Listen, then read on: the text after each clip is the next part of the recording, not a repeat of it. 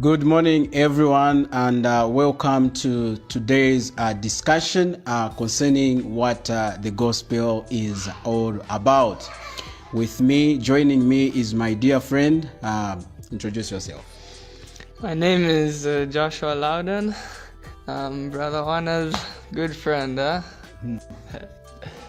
Yeah, so this with me is my dear friend Joshua Loudon, and my name is Juana Kennedy Kajinga. And this afternoon, we would love to talk about, what the scripture, has to say concerning what the gospel is.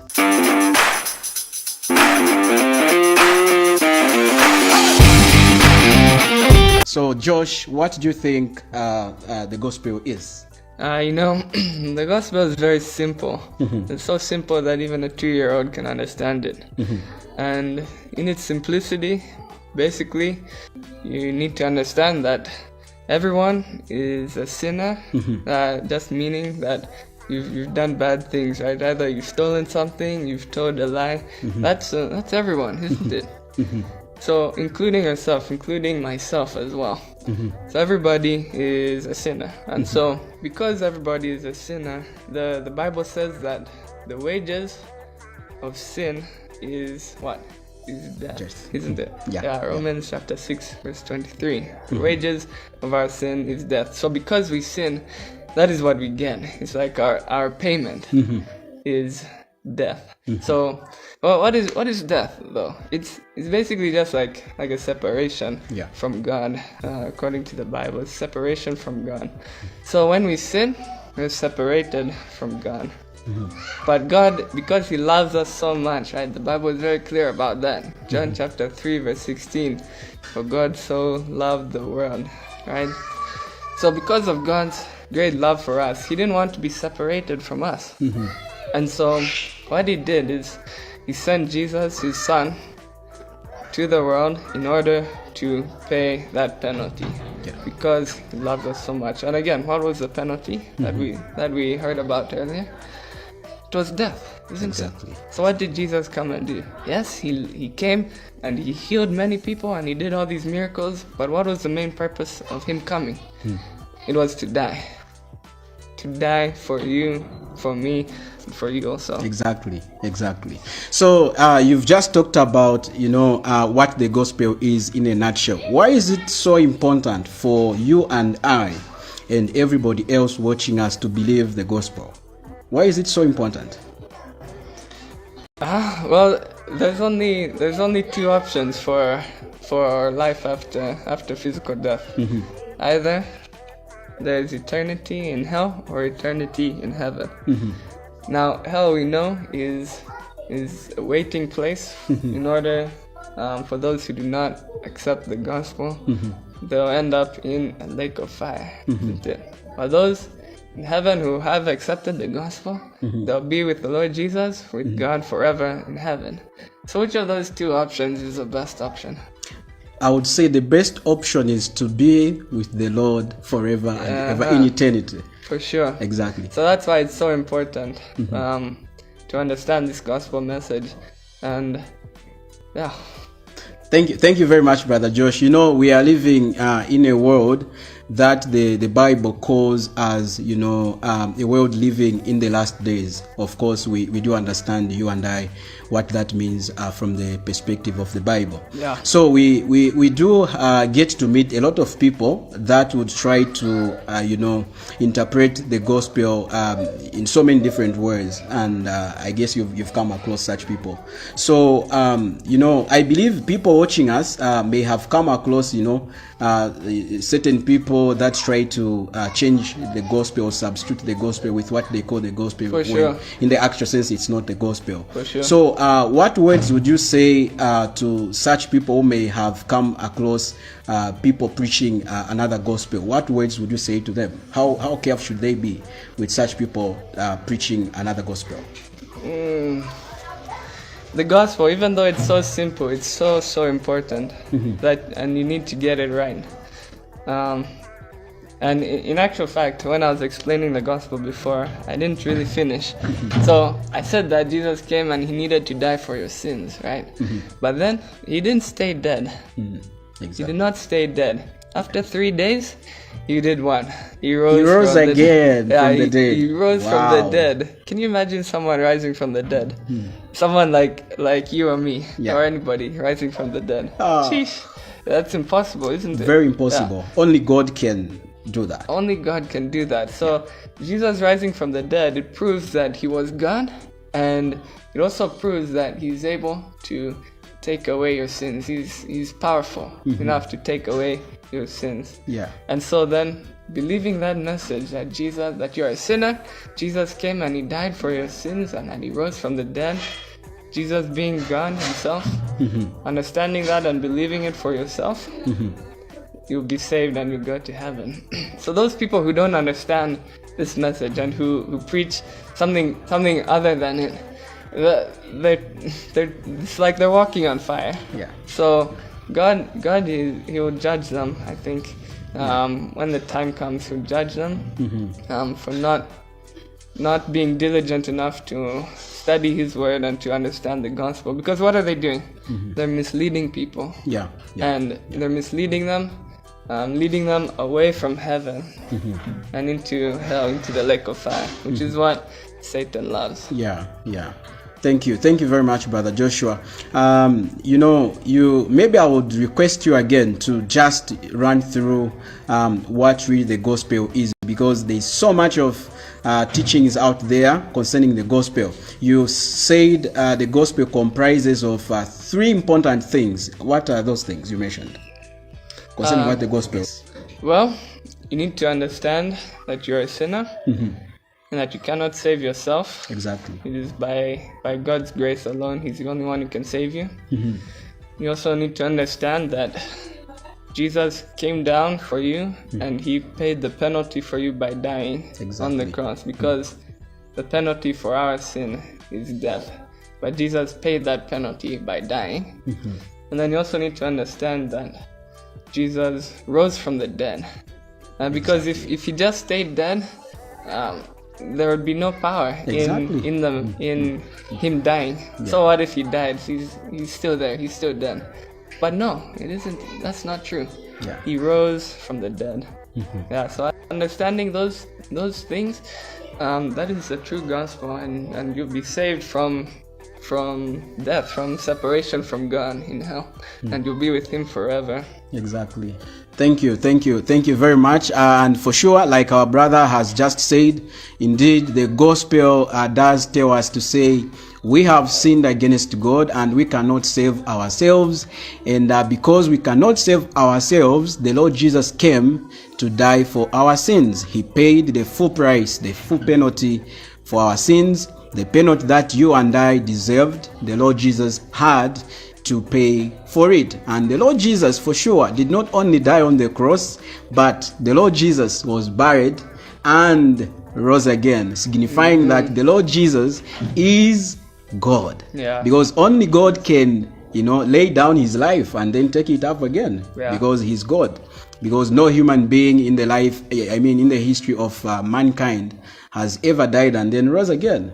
It's impossible. But the Lord Jesus Christ indeed died and rose again. And that gives us an assurance to say for sure his claims in the scriptures are true, right? For example, he told Nicodemus, you must be born again. And he said, unless one is born again, he cannot see the kingdom of God. So there is a condition there. One has to be born again. How does one get to be born again? When they realize they've sinned against God, right? And now they should put their faith and faith alone in the Lord Jesus, because he finished the work, the work of saving mankind from the penalty of our sin, which is eternal separation from God eternally in the lake of fire. So now let's talk about what are some of the blessings that can come to an individual when they decide to place faith alone in the Lord Jesus. What are some of the blessings that will follow the spiritual blessings. I'm talking of the spiritual blessings, not the physical blessings. Okay. Yeah. What are some of the spiritual blessings that can accompany salvation in one's life? Bro, there's so many. Yeah. Talk of any that you can remember. Exactly. So many. Yeah. Well, the first one that comes to mind is assurance of salvation. Because once you believe the gospel, that is it. That's exactly. You've been saved, and you cannot lose your salvation. You have that assurance that you'll be in heaven one day with God, with Jesus, and with all your fellow saints. Like, for example, I know that my brother Wanda and I will be in heaven together one day. Forever and ever. Fellowshipping with the Lord Jesus, isn't it? Exactly. Yeah. So that's one blessing. Also, another thing that comes to mind is what Peter calls in 1 Peter chapter 1. He calls it our living hope. Yeah. Or we have an inheritance. Those of us who have believed the gospel, we have an inheritance waiting for us in heaven, which is our glorification, right? A changed body. We have a very sinful body right now. Yeah, exactly. We have sinful desires. Each and every day we sin a lot, we displease God. But even in spite of that, we still have the promise of a glorified body. Yeah. When we enter heaven. Yeah. Yeah, so thank you very much, Brother Joshua. Other blessings that we can talk about are, the blessing of adoption. Adoption as sons. Exactly. We are adopted into God's family and we become God's children. Yep. John 1 verse 12. As men as received him, he gave to them the right to become children of God. Yeah. And apart from adoption, there is also forgiveness of sins. We see that in Ephesians chapter 1 and verse 7.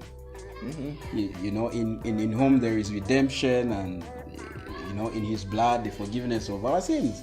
So by placing faith in the Lord Jesus, an individual gets to have their sins forgiven forever and ever. God no longer holds you accountable for your own sins, because Christ has already paid for your own sins. And we see that also in 2 Corinthians chapter 5 verse 21. He made him who knew no sin to be sin. Exactly.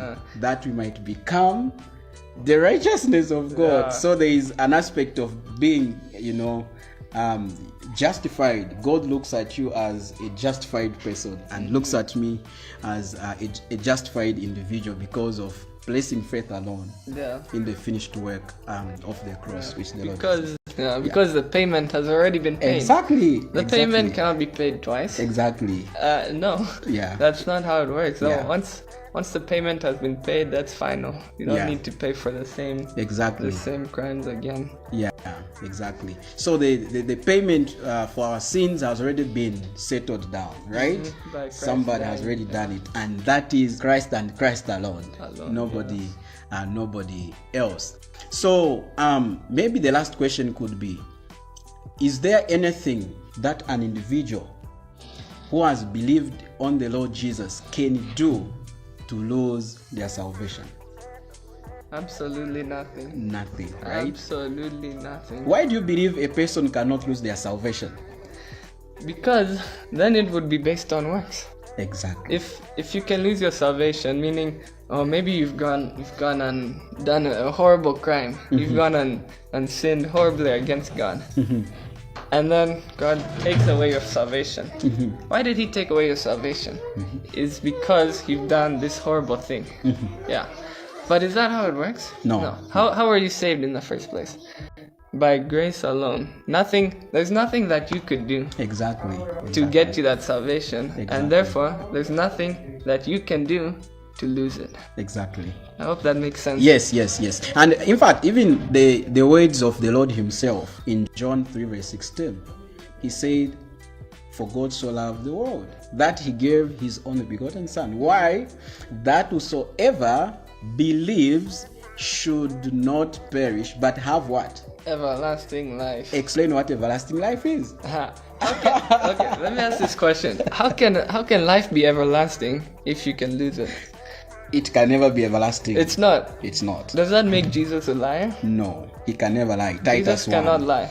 God cannot lie. Exactly. And he says that once you believe, you have everlasting life. You have eternal life. Exactly. And so, if Jesus cannot lie, that means what I have and what you have, and anyone who has believed the gospel at this moment, Exactly. they have eternal life. And yes, we may die physically in our bodies, we'll enter the grave, Yeah. but our souls, our spirits will be with the Lord in heaven Exactly. forever and ever. Exactly. I'm glad that you and I have this assurance that one day we shall be with the Lord forever and ever. Thank you very much, Brother Joshua, for the words, and thank you everyone that found time to be able to follow us along as we've been able to talk about the gospel, what the gospel is as we see it in the scriptures. And indeed the gospel says that Christ died for our sins, and that he was buried and rose again on the third day. And so whosoever believes that Christ Jesus died for their sins and was buried and rose again, to such a one eternal life has been promised. The Lord Jesus can never lie, and the Lord Jesus really wants you to believe him, that indeed he died for your sins and he was buried and rose again. Trusting that you've been blessed by what we've been able to talk about concerning what the gospel is. Until next time, you've been with me, Wana Kennedy Kajinga, with my friend Joshua Loudon. Thank you for watching. God bless you. We trust that you are going to think about what we've talked about. Remember, one day you will die. It will be so good, so important for you to think of your life after death. The Lord Jesus came to die for your sins. He was buried and rose again. So trusting that you put your faith in the Lord Jesus, because he has done it all for you. God bless you. Until next time. Bye-bye. Bye.